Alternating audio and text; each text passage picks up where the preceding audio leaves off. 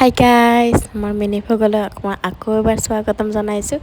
ৰাতিপুৱা গা পা ধুই আহি কিনে পূজা চূজা কৰিলোঁ। আজি যিহেতু মংগলবাৰ হয় তো অকণমান পজিটিভ ভাইব হৈ থাকে। ৰুমটোত ধুনীয়াকৈ ৰেডি চেডি হৈ ওলাওঁ আৰু যিটোহে গৰম দিছে মোৰ ক্ৰীম এখন লগাবই মন নাযায়। তথাপিও স্কিন কেয়াৰটো কৰিবই লাগিব যিখিনি লগা হয়।